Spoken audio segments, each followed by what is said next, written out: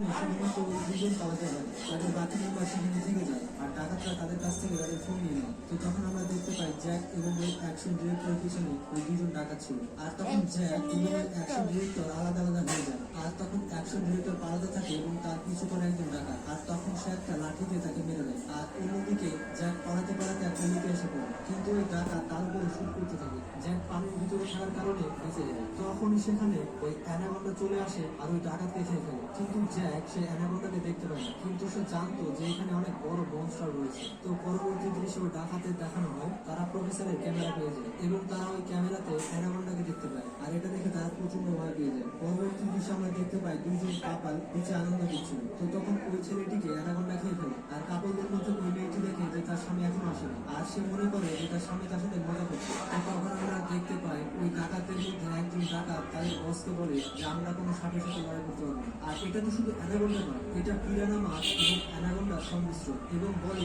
এই